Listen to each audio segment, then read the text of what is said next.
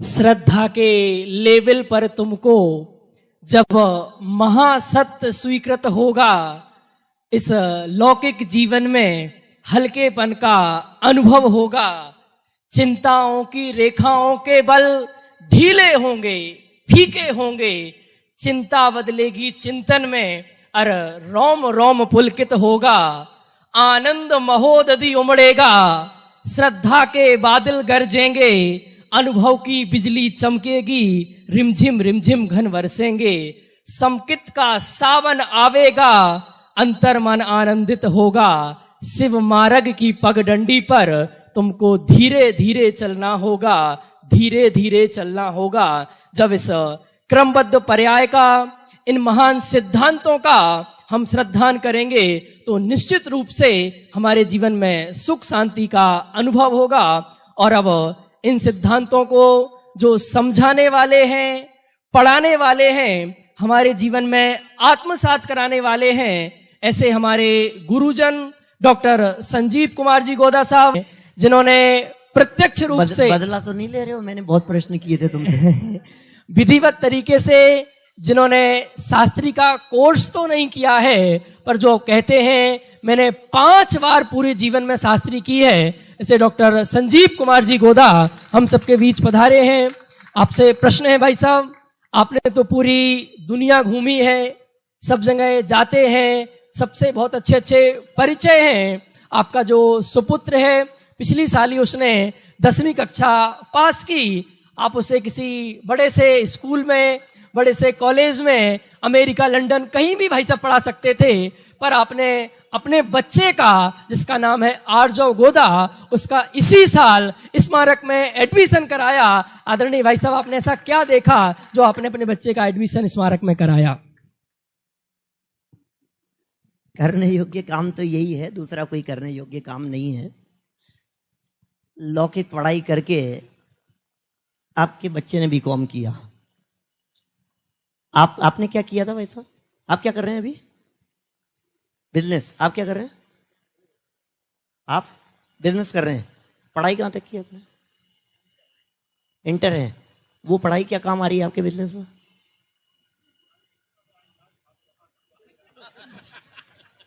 सीधी सी बात है, कुछ काम नहीं आती है, कुछ भी काम नहीं आती है सच में। उसको मैथ्स पढ़ा दो, साइंस पढ़ा दो, कुछ भी पढ़ा दो। आप सब लोग यहाँ बैठे हुए हैं, सब लोगों ने ग्रेजुएशन किया होगा, किसी ने एमए किया होगा, किसी ने कुछ किया होगा। आज आपकी लाइफ में आपकी वो पढ़ाई क्या काम आ रही है?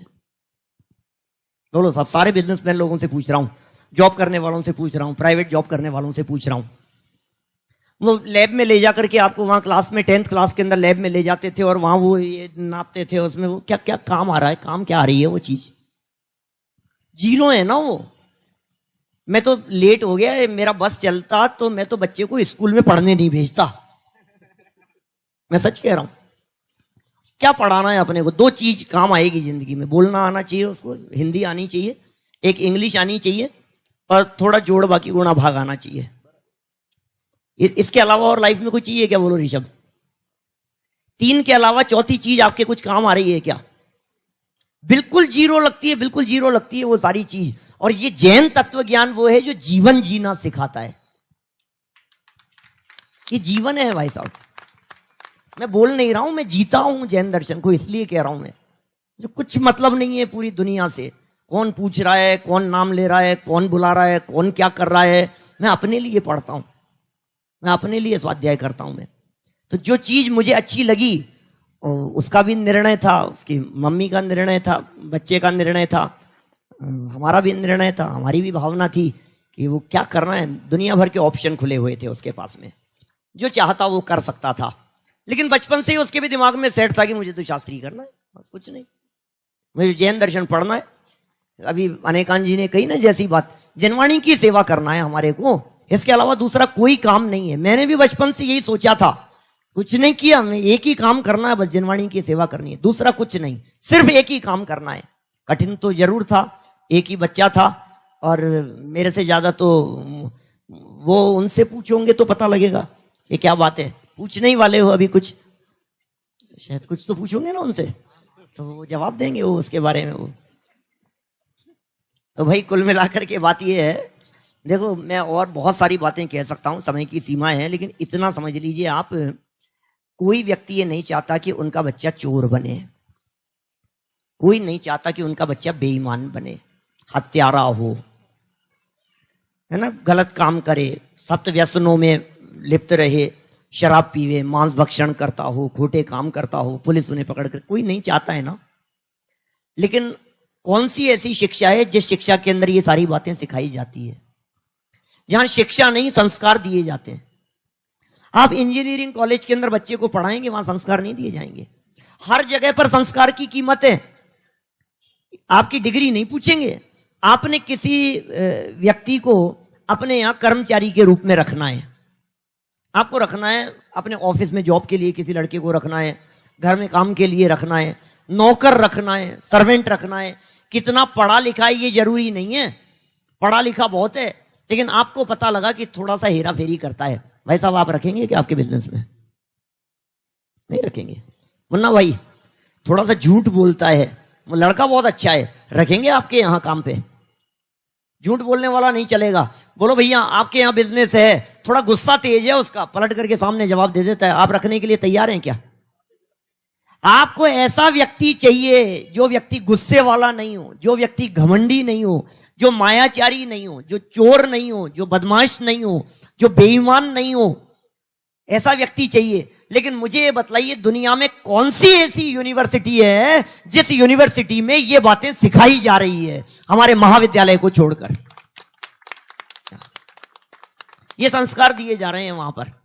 हमारे वहां व्यक्तित्व का विकास किया जाता है। टोडरमल महाविद्यालय में, टोडरमल दिगंबर जैन सिद्धांत महाविद्यालय में शास्त्री नहीं कराई जाती है। शास्त्री तो यूनिवर्सिटी की डिग्री होगी, शास्त्री तो राजस्थान यूनिवर्सिटी दे रही है, शास्त्री तो संस्कृत यूनिवर्सिटी दे रही है। हम तो वहां चेतन भगवान बनाते हैं, वहां भगवान गढ़े जाते हैं भाई साहब, वहां परमात्मा बनाए जाते हैं, वहां संस्कार दिए जाते हैं, वहां लाइफ में सुखी कैसे रहना है ये कला सिखाई जाती है। आपको क्या चाहिए?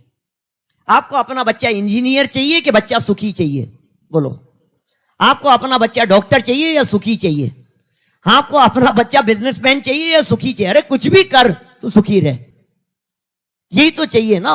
हर माता पिता का एक ही तो सपना है, बच्चे बस जैसे भी है तू सुखी रहे, तू सुखी रहे। अरे कुछ भी कर रहा हूं, आज इंटरकास्ट मैरिज के लिए बच्चे क्यों, माँ बाप क्यों तैयार हो जाते हैं? अब तू यार कोई बात नहीं, तू सुखी रहे। लास्ट में आकर के घुटने टेक देते हैं ना आखिर, किस लिए? भाई अब ठीक है, अब तेरी खुशी में हमारी खुशी, अब क्या करें, अब एक ही बेटा है, तेरे को छोड़ेंगे तो है नहीं, तेरे को समझा करके देख लिया, अब तू घर छोड़ने की बात कहता है, आत्महत्या करने की बात कहता है, अब तू तेरे को जो करना है कर ले, कोई बात नहीं, तू सुखी रहे। तैयार हो जाते हैं ना इसी के लिए। माने कुल मिलाकर के फाइनली हम अपने बच्चे को सुखी देखना चाहते हैं, वो कुछ भी कर रहा हो। और सुखी कैसे हुआ जाता है ये बात जैन तत्व ज्ञान के बिना नहीं मिलती है। ये जैन दर्शन के संस्कारों के बिना सुखी होने की बात नहीं मिलेगी, इसलिए हमने बच्चे को वहां भेजा। तो ये बात है। बहुत बहुत धन्यवाद आदरणीय भाई साहब का, जिन्होंने बताया। मेरा एक प्रश्न जो मैंने संदीप जी भाई साहब से पूछा था, आपसे भी पूछना चाहता हूं कि लोगों को लगता है अब तो बहुत बड़े विद्वान बन गए, अब जीवन में कोई समस्याएं नहीं आती हैं, पर क्या आपके जीवन में भी कोई समस्याएं आती हैं? और आती हैं तो उन्हें आप किस प्रकार हैंडल करते हैं? थोड़ा समाज को आप बता देंगे तो समाज बहुत लाभान्वित होगा। भैया मनुष्य जीवन ही समस्याओं का नाम है। आप यदि ये सोच रहे हैं कि हमारी लाइफ में कोई प्रॉब्लम्स नहीं आएगी तो आप बहुत बड़ी भूल में हैं।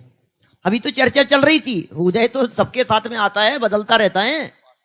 हाँ, पार्श कुमार मुनिराज की चर्चा चल रही थी, ऋषभ कुमार की चर्चा चल रही थी, सबकी चर्चाएं अपन ने देखी, कितने मुनिराजों के प्रसंग देखे। उदय तो सबके साथ में बदलता है, और समस्याएं हर व्यक्ति की अपने अपने लेवल पर होती है। मैं आपको समस्याओं की बात बतलाऊं, एक घटना मुझे याद आ गई। हम 2-4 साल पहले की बात है, हम शिकागो से हमें आना था, न्यू जर्सी में शिविर था हमारा।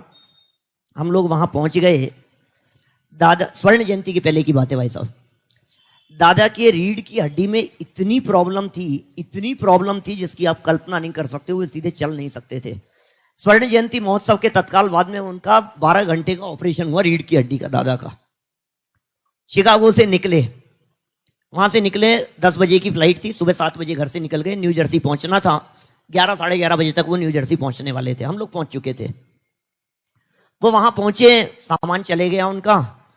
अब वो फ्लाइट के लिए गए, फ्लाइट लेट, बैठे रहे। सुबह से नाश्ता वगैरह कुछ ऐसा लाए नहीं थे, थोड़ा बहुत कुछ करके आए थे, फ्लाइट लेट हो गई, वहीं बैठे रहे। फिर फ्लाइट और लेट, सूचना आ गई कि भाई ये फ्लाइट थोड़ी देर से। फिर थोड़ी देर बाद में पता लगा कि वो फ्लाइट में बैठ गए हैं, फ्लाइट में बैठ गए, अब रवाना होने वाली है। फिर मालूम चला कि जिस फ्लाइट के अंदर बैठे हैं वो फ्लाइट नहीं उड़ रही है। 2 घंटे हो गए, अमेरिकन एयरलाइंस की फ्लाइट थी। 2 घंटे वहां बैठे रहे। उसके बाद में जो कुछ भी हुआ उनको वहां से उतार दिया गया। इसलिए उतार दिया गया कि फ्लाइट के अंदर कुछ प्रॉब्लम आ गई है। वो वापस वहां उतर गए।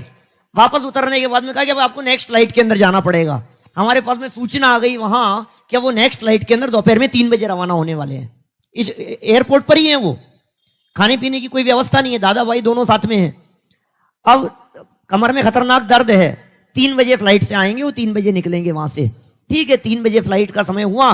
बीच में उनके एयर टर्मिनल चेंज हुए, वहां से वहां गए, वहां से वहां गए, कुछ बड़ी कितनी समस्याएं। 3 बजे फाइनली वो फ्लाइट में बैठ गए। हमारे पास में सूचना आ गई, उन्होंने कॉल कर दिया, मैसेज मिल गया कि 4:30 बजे उनको लेने के लिए एयरपोर्ट पर जाना है। अब वो फ्लाइट के अंदर उड़े। उड़ने के बाद में क्या हुआ, 3 बजे वो फ्लाइट में उड़े और 1-1.5 घंटे में ही, जो फ्लाइट करीब 2 घंटे में पहुंचने वाली थी, 1.5 घंटे में फ्लाइट उतरी। और उनसे जो है उन्होंने देखा इतनी जल्दी कैसे आ गई फ्लाइट। तो मालूम चला आगे कहीं भयंकर तूफान आने वाला था। वो फ्लाइट दोबारा घूम करके शिकागो ही उतर गई। फिर वहीं वो रात को 3 बजे वो वहां पहुंचे, फ्लाइट दूसरी हो गई। फिर वो टिकट मिले नहीं, वो उनमें चेंज हो गया, फिर दूसरी एयरलाइन की फ्लाइट ली। रात को 3 बजे पहुंचे वो वहां। अब 3 बजे पहुंच गए तो उन्होंने पूछा सामान। बोले सामान तो अभी नहीं मिलेगा, सामान तो कल मिलेगा आपको, अभी यहां तो हमारे पास में तो है नहीं इस तरह का सामान। अब वो 3 बजे उनको ले आए, होटल में आ गए, सामान लगेज कुछ था नहीं। अब वो वापस दूसरे दिन किसी के साथ में, क्योंकि पहचानता कौन उनके सामान को, लगेज को, उनके साथ में फिर एयरपोर्ट पर गए सामान लेने के लिए। तो उन्होंने कहा कि आपका सामान तो है ही नहीं हमारे पास में। कि क्यों नहीं है? क्योंकि आपने तो सामान हमारा बुक करवाया नहीं था। अमेरिकन एयरलाइंस से आए थे, पहले यूनाइटेड एयरलाइंस से आने वाले थे। लगेज दिया था उन्होंने यूनाइटेड एयरलाइंस के पास में, सफर करके आए अमेरिकन एयरलाइंस से। बोले आपने तो लगेज हमारे दिया ही नहीं था, आपको मिलेगा कैसे? नहीं मिलेगा। यूनाइटेड एयरलाइन वालों के पास में गए तो उन्होंने कहा पैसेंजर ने हमारे यहां फ्लाई नहीं किया, आप लगेज मांग रहे हो? वो हमारे यहां उड़ा ही नहीं है। 3 दिन तक मैं बात बतला रहा हूं, हमारे सबके दादा, क्या उनकी बात कह रहा हूं, मैं बात कर रहा हूं समस्याओं की, कैसी समस्याएं आती है। मैं भी अपनी कहानी नहीं सुना रहा आपको कि कैसी क्या घटनाएं घटती है। मैंने दादा के व्यक्तित्व में भी, उस उम्र में भी इतनी परेशानियां झेल करके भी सिर्फ एक बात दिमाग में रहती है, जिनवाणी की प्रभाव ना करना, बस। ये तत्वज्ञान जन जन तक पहुंचे, इसके अलावा और दूसरी कोई बात नहीं है। क्या प्रेरित कर रहा है उनको, क्या प्रेरित कर रहा है इस उम्र में, 85 साल की उम्र में? चला नहीं जा रहा है, शक्ति नहीं है, एक ही काम है, लोग सुनने के लिए बैठे हुए हैं। आज भी यदि सुनने के लिए आप यहां बुलाएंगे ना शाहदरा में, तो दादा आज गारंटी देता हूं आपको आने के लिए तैयार है। आप मन से बुला करके देखिए, वो आएंगे यहां, कोई दिक्कत नहीं है, मना नहीं करेंगे आपको। तो ये सब उत्साह के काम है। आपने पूछा समस्याएं आती है क्या? समस्याएं तो बहुत आती है। ये तो दादा की घटना याद आ गई थी, हमारे भी लाइफ में आती है, रोज की समस्याएं हैं। अब कहां कहां तक समस्याएं बतलाएं, सब लोग विद्वान लोग बैठे हुए हैं यहां पर। घर की समस्याएं तो है ही भाई, मनुष्योचित समस्याएं तो होगी ना। मनुष्य गति की जीव है, यहां से वहां भाग रहे हैं, वहां से वहां भाग रहे हैं। हमारा घर नहीं है, हमारा परिवार नहीं है, हमारे माता पिता नहीं है, बच्चे नहीं है, उधर बच्चे का काम है, उसका काम है, घर की दुनिया भर की झंझटें नहीं है। मैं अपनी बात नहीं कहता, किसी नाम भी लेना अच्छा नहीं लगता है, लेकिन हमारे समाज के किसी वरिष्ठ विद्वान ने मेरे से, कई भाई संजीव, शिविर में जाना होता है प्रवचन के लिए 4 दिन के लिए, तो 4 दिन की सब्जी लेकर के आना पड़ता है, रखना पड़ता है। हमारे यहाँ तो मेरे तो पिताजी हैं, सारी व्यवस्था संभाल लेते हैं। बिजली का बिल कौन जमा कराएगा? पानी का बिल आया हुआ कौन जमा कराने के लिए जाएगा? अभी ऑनलाइन की व्यवस्थाएं हो गई है थोड़ी थोड़ी। बच्चे को स्कूल से लेकर के आना है, उसकी पेरेंट्स टीचर मीटिंग है, आपने तो कह दिया आपको रुकना पड़ेगा। अब बताओ, ये समस्या नहीं है क्या विद्वान की लाइफ में? क्यों भाई साहब? आगे आगे मनुष्य तो है ही ना, परिवार में तो वो रहता ही है, गृहस्थ है भाई साहब, गृहस्थ है, पत्नी है, परिवार है, बच्चे हैं, सारी सारी समस्याएं हैं। आपने तो कह दिया अरे पंडित जी क्या है 2 दिन के लिए रुक जाओ, बहुत उत्साह है, बहुत उत्साह है, मेरे साथ चलो ना 2 दिन के लिए आगे अपना बिजनेस बंद करके। कौन कौन तैयार है बोलो? कोई तैयार नहीं होता है, कोई तैयार नहीं होता है। सबको ये लगता है पंडित जी आएंगे, वो ठहरा देंगे, उनके प्रवचन हो जाएंगे, हम सुबह शाम आएंगे, दिन भर दुकान पर बैठेंगे, सुनाएंगे, बहुत अच्छा है, बहुत अच्छा है। अरे पंडित जी 2 दिन और रुक जाओ, पंडित जी 5 दिन और रुक जाओ, पंडित जी 5 दिन के लिए आ जाओ हमारे यहाँ। तुम जिंदगी दिख नहीं रही है तुम्हारे को। लेकिन भाई एक ही भावना है क्या, कि बस ये जिनवाणी का प्रचार प्रसार हो। जिन शासन की प्रभावना के लिए कमर कसी है, एक ही काम करेंगे, दूसरा कोई काम नहीं। घर चले तो चले, दुकान चले तो चले, दुनिया हिले तो हिले, जो होना हो सो होता रहे।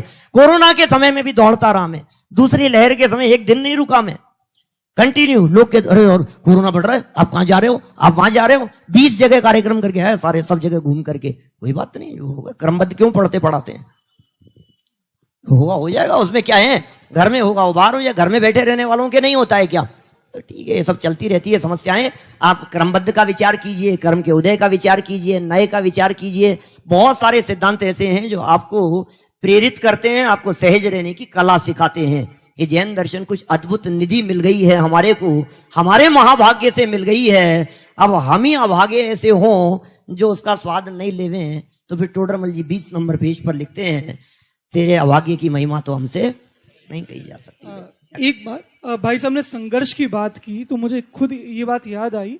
पिछले 7 महीने से भाई साहब के पैर में फ्रैक्चर हुआ था, उसके बाद भी वे देश विदेश में जगह जगह घूम घूम कर धर्म का प्रचार प्रसार कर रहे हैं। ये क्या चुनौती नहीं है, ये क्या संघर्ष नहीं है? और क्या ये तत्व, कोरोना हो गया था तो भी प्रवचन कर रहे थे, कोरोना होने के बाद भी, समस्या होने के बाद भी, यही वो तत्व ज्ञान अंतरंग में भावना है कि जन जन तक पहुंचे, और यही वास्तव में एक शास्त्री होने के लिए योग्य विचार है। कितनी महिमा इस तत्व ज्ञान की है। मैंने ये प्रश्न इसलिए पूछा था कि प्रॉब्लम्स तो सबके जीवन में हैं और आएंगी, पर उनका एकमात्र समाधान है। हमारे जीवन में कोई छोटी सी परेशानियां आ जाती है, हमारे चेहरे पर सिकन आ जाती है, पर आदरणीय भाई साहब के चेहरे पर हमने आज तक कभी एक सिकन नहीं देखी है। इसका एकमात्र प्रतिफल है तत्व ज्ञान, तत्व ज्ञान और वीतरागी तत्व ज्ञान। तो हम सब भी अपना जीवन, अपने बच्चे, अपने परिवार वालों को इस तत्व ज्ञान में ही समर्पित करें। भाई साहब परिवार का बहुत बड़ा योगदान होता है। आज माता पिता बुजुर्ग हैं, घर में हैं, अकेले हैं, कोई बात नहीं बेटा जाओ। पत्नी कितनी तरह की समस्याएं आती है, कहीं भी रहो, रात से ठाट बाट से रही है जीवन भर, कहीं भी रहो, किसी भी जगह पर जाना आना बिना सपोर्ट के थोड़ी ना होता है। छोटे बच्चे को छोड़ करके आ जाते थे, हम चले जाते थे 1-1, 1.5 महीने के लिए। 2 साल का बच्चा, 3 साल का बच्चा घर छोड़ करके चल दिए, 1.5 महीने बाद में आएंगे, 2 महीने बाद में आएंगे। तो ये उनका भी रहता था, नहीं कोई बात नहीं आप करो। माने बिना सपोर्ट के, बिना सहयोग के माने कुछ भी नहीं हो सकता है। भावना से ही होता है सारा काम, एक दूसरे की भावनाएं होती है और सबका समर्पण होता है, एक दूसरे को समझा जाता है। और तत्व ज्ञान तो है ही कुछ अद्भुत चीज है जो सब कुछ सिखा देती है। और प्रभावना का कितना उत्कृष्ट बल है कि सुबह 9:20 मतलब 9:20 दुनिया में कुछ भी ऊपर नीचे हो गया, पर 9:20 का समय ऊपर नीचे नहीं हुआ। शाम को 8 बजे मतलब 8 बजे भाई सब कहीं भी हो, कैसे भी हो, उन्हें वो सबको पहुंचाना है जिनवाणी। इतनी गहरी भावना वो इस वीतरागी तत्व ज्ञान के माध्यम से आ सकती है।